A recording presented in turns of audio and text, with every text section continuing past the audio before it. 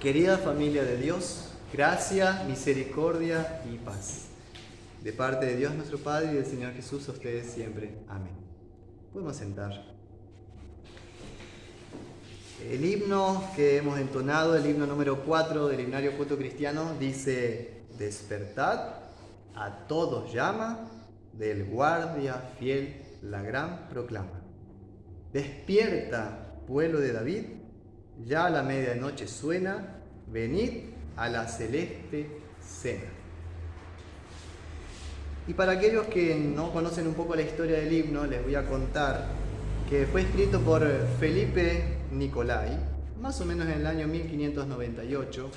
Había una peste en su ciudad durante 6 meses y mató a varios miles de personas.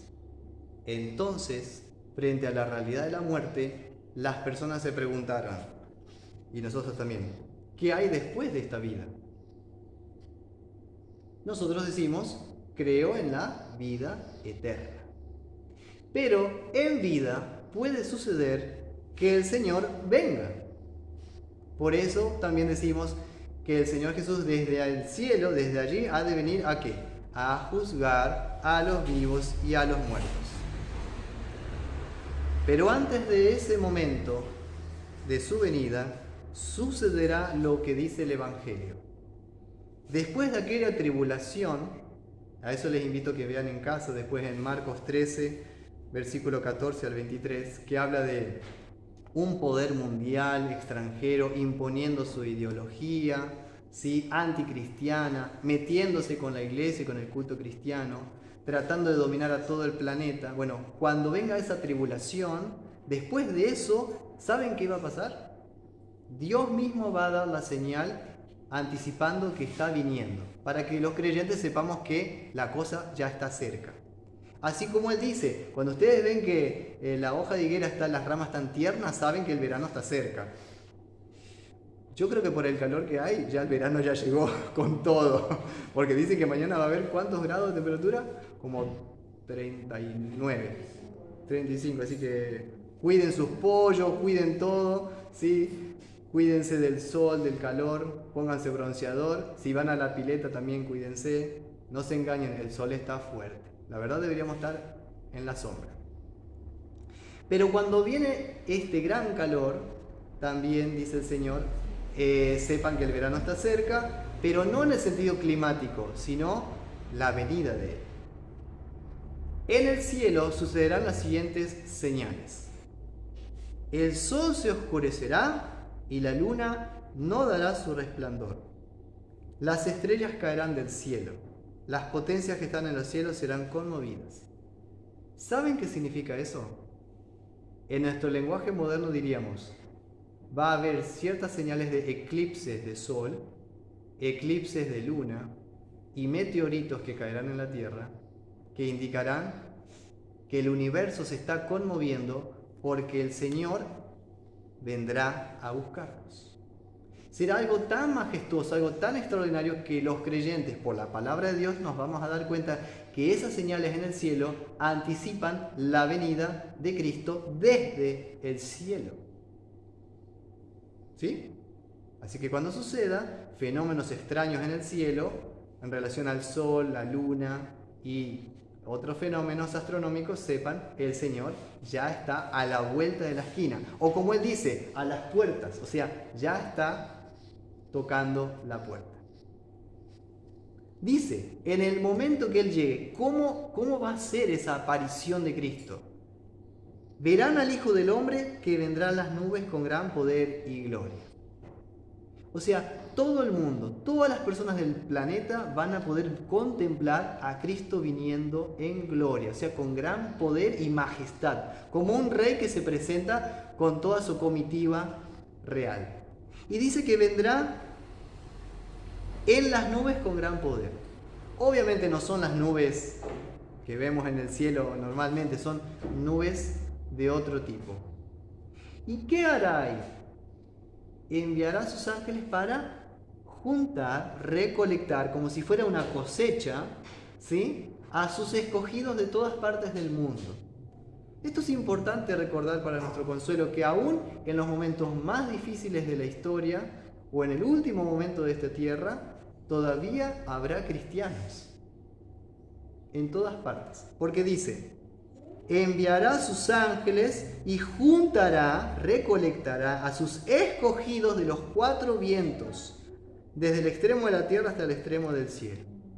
O sea, cristianos en Asia, cristianos en África, en América, cristianos en Concepción, cristianos en Europa, de todas partes, aunque queden pequeños grupitos en distintas partes, pero todavía existirá la iglesia. Una iglesia que, si ustedes leen los versículos anteriores, será tremendamente perseguida y oprimida, como nunca antes. Sí, así está dicho. A la familia de Dios, a los cristianos que no hacemos nada malo, se nos va a ver como los malos. Y los malos van a ser vistos como los buenos de la historia. O sea, ese es el tiempo que estamos viviendo también. A lo correcto se le llama incorrecto y a lo incorrecto es visto como correcto. ¿O me equivoco? ¿Podríamos decir que estamos en ese tiempo? Yo creo que estamos ahí. Ciertas ideologías impuestas de ciertos poderes extranjeros que nos imponen una manera de pensar la vida que no es de acuerdo a nuestras creencias y valores. Y esas cosas está escrito que se va a infiltrar en las familias cristianas también, para dividir, porque ese es el lema de los poderosos: divide y reinarás. ¿No es cierto? Así han hecho las potencias extranjeras. ¿Cómo hacen para fracturar a una nación unida? Divide y reinarás. Y eso es lo que el anticristo va a hacer. Va a dividir a los pueblos, a la iglesia, para reinar. Y eso es justamente lo que está anunciado en 2 Tesalonicenses 2, que se los voy a leer porque la verdad vale la pena. Sobre ese día, justo antes, el día de tribulación, justo antes de la segunda venida. Está escrito en 2 Tesalonicenses 2 sobre este engañador mundial. Dice así: 2 Tesalonicenses capítulo 2, versículo 3 hasta el 5. Nadie os engañe en ninguna manera, porque no vendrá, o sea, Cristo no vendrá, sin que antes venga la apostasía. La apostasía es la pérdida general de la fe, o sea, un tiempo de ateísmo. Creo que estamos ahí. Y se manifieste el hombre de pecado, el hijo de perdición. O sea, porque su objetivo, ¿qué es? Llevarnos a la condenación, perdernos. El cual, y escuchen ahora su característica, se opone y se levanta contra todo lo que se llama Dios o es objeto de culto. O sea, se opone a la Santa Cena, se opone al culto, se opone a la doctrina cristiana. Tanto que se sienta en el templo de Dios como Dios, haciéndose pasar por Dios. O sea, es un líder religioso. Y termina diciendo San Pablo: ¿no os acordáis que cuando yo estaba todavía con vosotros os decía esto? Queridos hermanos, significa que este tema era un tema común en el diálogo de los cristianos, no era nada extraño. San Pablo ya les había avisado esto a sus cristianos, pero eso hace 2000 años. Yo creo que ahora tiene mucho más relevancia que antes, porque ahora vemos ciertas señales en el mundo más visibles que al principio de la iglesia. Sigue un poco más el Evangelio, volviendo al final. Una vez que Cristo recolecta, junta a sus creyentes, ¿los junta saben para qué? Para el tribunal. ¿Sí? Todos vamos a comparecer delante de Cristo como juez. El tribunal. Se van a abrir unos libros donde van a estar escritos lo que hemos hecho en vida o lo que no hemos hecho en vida. A la pucha. ¿Y ahí cómo estamos? Está todo escrito, ¿no? Lo bien que hicimos, lo mal que hicimos, ¿no? Y va a haber una balanza, estamos esperando un juicio. ¿Estamos preparados para el día del juicio final? Estoy tragando saliva yo mismo. Esperen, no se asusten. Dice un poco más. Así también vosotros, cuando veáis que suceden estas cosas, conoced que está cerca las puertas. De cierto os digo que no pasará esta generación hasta que todo esto acontezca. El cielo y la tierra pasarán, pero mis palabras no pasarán. O sea, independientemente de que vos creas en Cristo o no, esto te va a tocar. Y ahí está la cuestión. Esto involucra a todas las personas del mundo. A todos. Todos tendrán que comparecer al tribunal de Cristo. La diferencia está en que nosotros confiamos en Cristo, que será ese día no solamente nuestro juez. ¿Saben quién va a ser para nosotros? Nuestro abogado que nos defenderá. Porque cuando nos presentemos en el tribunal de Cristo vamos a decir: sí, reconozco que soy culpable, es cierto todo lo que tú dices, pero acuérdate de mí, Señor, que tú te revelaste en las Escrituras no apenas como mi juez, sino también como mi amoroso Salvador. ¿Dónde está escrito eso? Dice así en 1 Juan capítulo 1. 1 Juan capítulo 1, versículos 6 al 9. Escucha. Si decimos que tenemos comunión con Él y andamos en tinieblas, mentimos y no practicamos la verdad. Pero si andamos en luz, como Él está en luz, tenemos comunión unos con otros, y la sangre de Jesucristo, su Hijo, nos limpia de todo pecado. Si decimos que no tenemos pecado, nos engañamos a nosotros mismos, y la verdad no está en nosotros.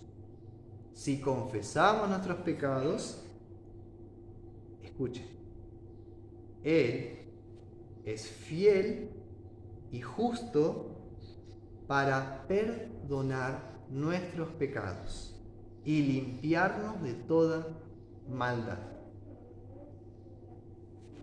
¿Cómo enfrentar el juicio de Dios entonces?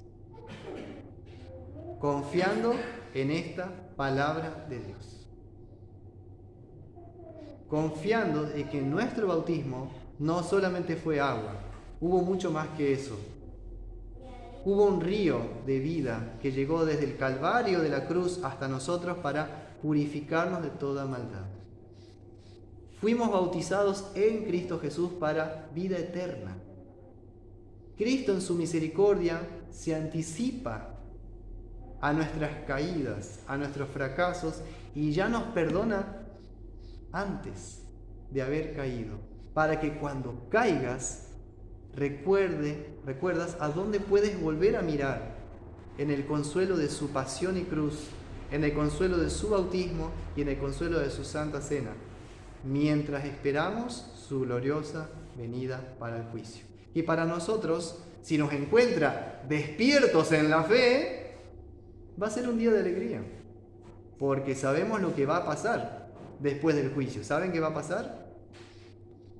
La fiesta de casamiento, la fiesta de bodas del Cordero, Cristo y su iglesia, por toda la eternidad. Termina diciendo así, una parábola de prevención. Mirad, atento a lo que pasa en el mundo.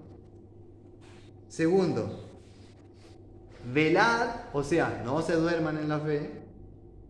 Y orad. Orad. ¿Por qué? Porque no sabéis cuándo será el tiempo. Es como el hombre que, yéndose lejos, dejó su casa y dio autoridad a sus siervos, y a cada uno su obra, y al portero mandó que velase. Si alguna vez dejaste tu casa al cuidado de una persona, o algo al cuidado, o tus gallinas o tus vacas al cuidado de alguien, ¿Vos qué esperás? Que esa persona sea fiel, dedicada, que administre bien para que cuando vuelvas esté todo en orden. ¿Sí? No como algunos que cuando se va el dueño, viva la pepa, ¿no? Y después tenés vacas empastadas y muertas, gallinas muertas, ¿sí? El negocio que está todo sucio. ¿No les ha pasado? Y uno termina diciendo, ay, por algo el dueño es el dueño. ¿No? Pero el Señor también a nosotros nos ha encargado una tarea mientras Él vuelve. ¿Saben cuál es? Hablar su palabra. Hablar su palabra. Para que tu vecino, tu amigo, tu conocido, tu familiar, no esté durmiendo en la fe cuando Cristo llegue. Para que Él también sea salvo. Así que mientras esperamos su venida, ¿saben qué tenemos que hacer? Predicar, enseñar, anunciar las buenas nuevas del Evangelio, de la gracia de Dios en Cristo Jesús. Y termina diciendo Cristo, lo que a vosotros digo, a todos lo digo, velad. Velad. Que Dios nos ayude en esto. Amén.